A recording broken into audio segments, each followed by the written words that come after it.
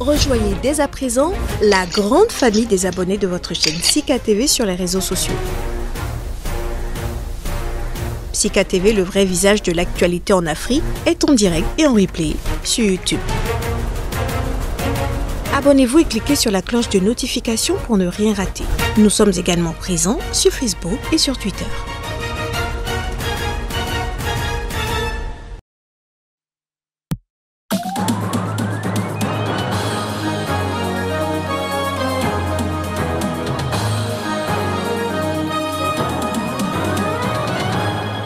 À la une de l'actualité ce 17 septembre, la ratification inopinée d'une loi électorale en Libye qui semble taillée sur mesure pour l'homme fort de l'Est, Khalifa Haftar, a provoqué une brusque montée des tensions. Les dirigeants d'Afrique de l'Ouest ont annoncé ce jeudi des sanctions ciblées contre les auteurs du coup d'État en Guinée et appelé à des élections au plus tard dans 6 mois.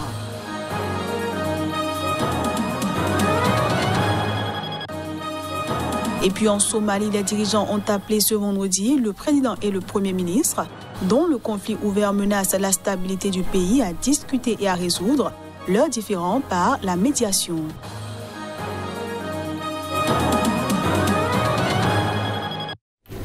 Voilà pour les titres. Bienvenue à tous. La ratification inopinée d'une loi électorale en Libye qui semble taillée sur mesure pour l'homme fort de l'Est, Khalifa Haftar, a provoqué une brusque montée des tensions à 3 mois d'un scrutin crucial censé mettre fin à une décennie de conflit.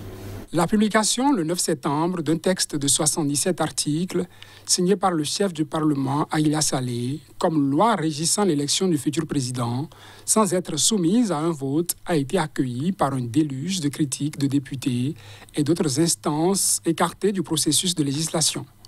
Les contestataires reprochent au président du Parlement d'avoir voulu favoriser son allié, le maréchal Haftar, de facto chef d'une armée qui contrôle l'Est et une partie du sud du pays, est de plus en plus pressenti comme candidat à la présidentielle prévue le 24 décembre. L'article, qui concentre les critiques, stipule qu'un militaire peut se présenter à la présidentielle à condition de se suspendre de ses fonctions 3 mois avant le scrutin et que, s'il n'est pas élu, il puisse retrouver son poste et recevoir ses arriérés de salaire.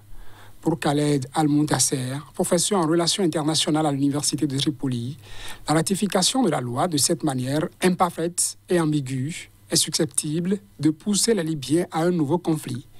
La Libye tente de s'extraire d'une décennie de violence depuis le renversement et la mort du dirigeant Muammar Kadhafi après une révolte populaire en 2011. Un chaos marqué ces dernières années par l'existence de pouvoirs rivaux dans l'Est et l'Ouest sur fond d'ingérence étrangère. Après un accord de cessez-le-feu en octobre 2020 entre les pro-Haftar et le gouvernement basé à Tripoli et reconnu par l'ONU, remplacé depuis mars par un gouvernement de transition, des séries de négociations interlibyennes ont eu lieu, dont l'une a débouché sur l'annonce d'élections législatives et présidentielles le 24 décembre. En pleine controverse autour de cette loi électorale, les principaux dirigeants libyens ont multiplié les visites chez des acteurs régionaux clés dans le dossier libyen, se rendant notamment en Égypte et au Qatar. En Afrique du Sud, l'historique parti ANC vit des moments difficiles. Des membres du parti au pouvoir menacent de boycotter les prochaines élections locales. En cause, le cumul de plusieurs mois d'arriérés de salaire.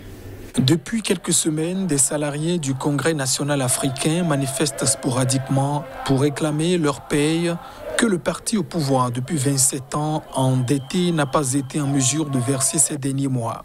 Les caisses accuseraient un trou équivalent à plusieurs millions d'euros. Mercredi, la contestation est montée d'un ton. Des centaines de militants en jaune et vert, arrivés en bus de plusieurs coins du pays, ont protesté au pied du siège de Johannesburg et menacé de boycotter les élections locales prévues le 1er novembre prochain. En cause, des candidats désignés sans consultation de la base et accusés d'avoir décroché décrocher leur place sur les listes à coups de dessous de table. Les conseillers de plus de 250 municipalités seront choisis lors du prochain scrutin. Interrogée par la presse sur les tourments internes du parti, sa secrétaire générale Jessie Duarte, en campagne au Cap, a déclaré « L'ANC s'en sortira, l'ANC s'en sort toujours ». La désorganisation générale au sein du mouvement a déjà failli lui coûter cher. Le président Cyril Ramaphosa, aussi chef du parti, a du mal à asseoir son autorité. Son prédécesseur charismatique Jacob Zuma comptant encore de nombreux fidèles dans les rangs de l'ANC en dépit de multiples scandales de corruption le visant. Les dirigeants d'Afrique de l'Ouest ont annoncé ce jeudi des sanctions ciblées contre les auteurs du coup d'État en Guinée. Ils ont aussi appelé à des élections au plus tard dans 6 mois, réclamant une transition très courte. Les 15 chefs des États membres de la communauté économique des États d'Afrique de l'Ouest se sont réunis toute la journée de ce jeudi à Accra pour décider de leur réponse au putsch contre Alpha Condé le 5 septembre. À cette occasion, ils ont, selon le président de la commission de la CEDEAO, Jean-Claude Cassibrou, insisté pour que la transition soit très courte. Les chefs d'État ont insisté pour que la transition militaire soit très courte. Elle doit être courte. Et ils sont allés jusqu'à dire clairement que la transition ne devrait pas durer plus de 6 mois. Dans 6 mois, il faudrait organiser des élections.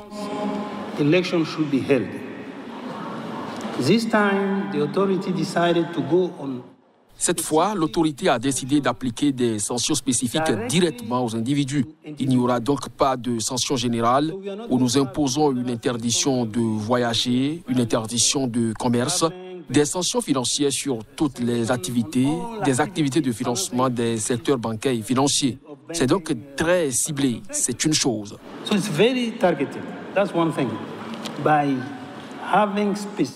En ayant des sanctions spécifiques ciblées sur les membres du CNIDR, nous envoyons un signal fort à tous ceux qui sont tentés d'avoir ce type d'idée, à savoir qu'il y aura un prix à payer, un prix très élevé.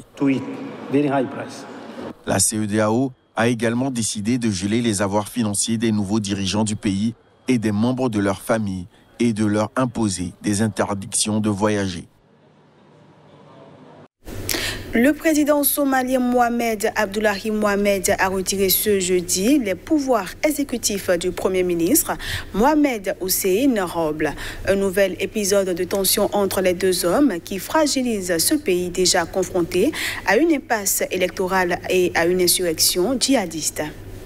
Le Premier ministre a violé la Constitution de transition de sorte que ses pouvoirs exécutifs lui sont retirés, notamment ses pouvoirs de destitution et ou de nomination de dirigeants jusqu'à ce que les élections aient eu lieu, affirme un communiqué du bureau du président, plus connu sous le surnom de Farmajo.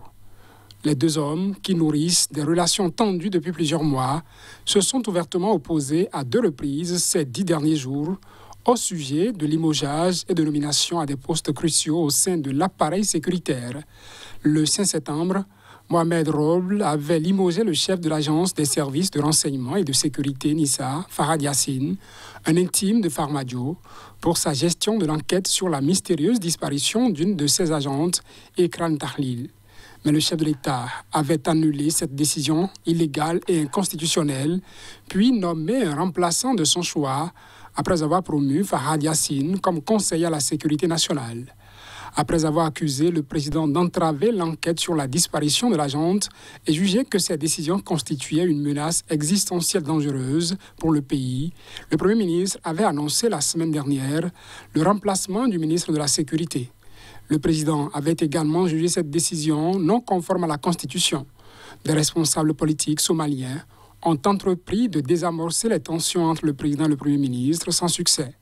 Président depuis 2017, Farmajo a vu son mandat expirer le 8 février sans avoir pu s'entendre avec les dirigeants régionaux sur l'organisation d'élections, déclenchant une grave crise constitutionnelle. L'annonce mi-avril de la prolongation de son mandat pour 2 ans avait provoqué des affrontements sur la base d'allégeances politico-claniques à Mogadiscio, ravivant le souvenir des décennies de guerre civile qui ont ravagé le pays après 1991.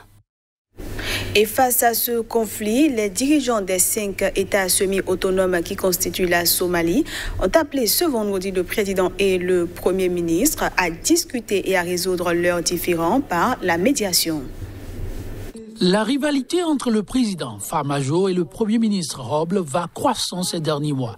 Face à cette situation, les chefs des 5 régions somaliennes ont publié un communiqué commun se disant préoccupés par ce conflit au sein des institutions fédérales qui ne sait pas l'intérêt public, conduit à l'insécurité et à l'instabilité publique. Ils ont appelé les 2 dirigeants à cesser d'échanger des communiqués, à ce que tous les conflits soient résolus par médiation et à ce que la Constitution soit respectée.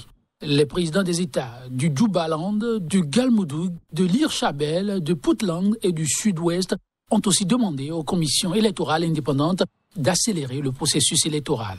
Dans un geste d'apaisement, Farmajo avait chargé Roble, son Premier ministre depuis 2020, d'organiser les élections. Ce dernier est parvenu à un accord sur un calendrier électoral avec pour horizon une élection du président le 10 octobre.